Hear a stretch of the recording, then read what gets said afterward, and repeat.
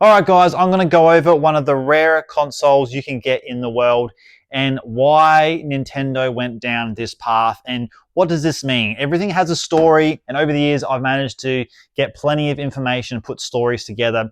So when it comes to this Spotlight N64 console, I've already taken it out of my acrylic case just to make things easy.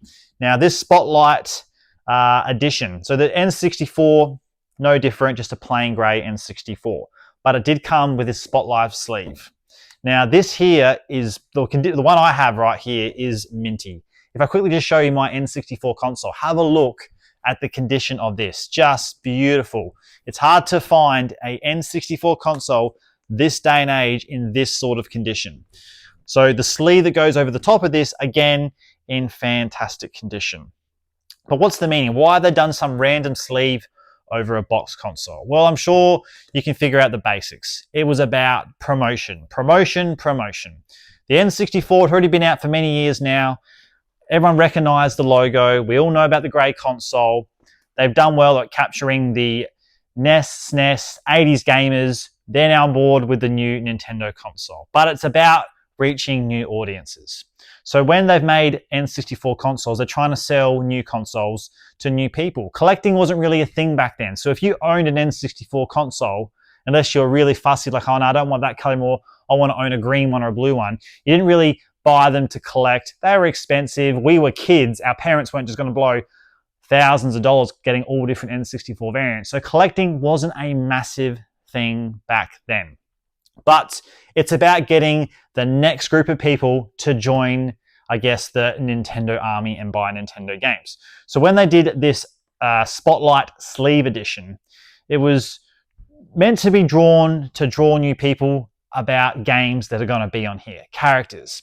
So Banjo-Kazooie, a game Nintendo invested heavily in, commercials, promotions, Banjo-Tooie, Banjo 3 was going to happen. I've done plenty of things on that in the past. There was information that was going to be a thing before the whole Nintendo Rare split with Microsoft. Pikachu, Pokemon was massive in the 90s, huge. It was a TV show, there were cards, everyone was starting to understand Pokemon. So Pikachu was chucked on this list. Mario was a well-known gaming character. Even if you weren't a gamer, you would have heard of your kids at the time, or someone talk about a Super Mario. So you were chucking Mario on there to attract the new audience. Again, Donkey Kong, a massive Nintendo IP, a massive Nintendo character. They've done many Donkey Kong games in the past, with the 3 games on the SNES. There was a massive one they spent time, money, invested on the 64. That was chucked on there as well. So they're trying to attract a new audience to come to Nintendo, so that hence where the Spotlight Edition came to spotlight different characters and different things you can play. On the back of the sleeve, it shows again some big games Nintendo was, promoting at the time. So as we know, GoldenEye 007, it was the first, I guess, massive first-person shooter game that captured audience. All of a sudden, hey, this is a popular game.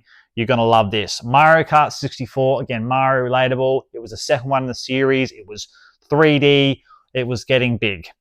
Banjo-Kazooie we already spoke about. Pokemon Stadium, again, a big game. First time you could battle Pokemon in 3D, highlighting some of the things that you could get if you bought the N64. If you're at the shop and you're just going past and you saw that, and you've never really gamed before, oh, you've heard that thing. But all of a sudden, they chuck a sleeve on it. Hey, bang, highlighting, spotlighting, what's called the Spotlight, different characters and games you can play.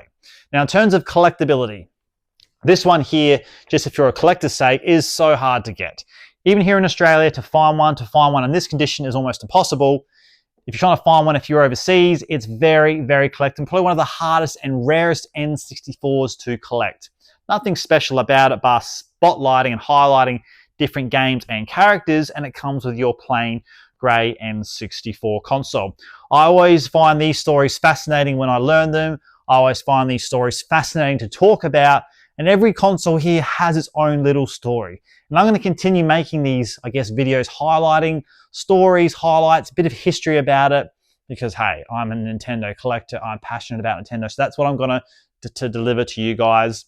I was going to unbox this, but to be honest, we've all seen inside boxes many times. Just take my word for inside this crystal clear, cream, whatever box you want to call it, it is mint inside. The foam is bright white, hurts your eyes. The plastic still smells fresh. The console is nice and clean. Everything inside this box that you would have got on day one when you opened it, that fresh smell is still inside. And I try not to get this one out or touch it or open it too often. I really need to get some nice gloves. I keep it protected, but I thought today talking about this Spotlight N64 console was a must because it's just got a cool story behind it.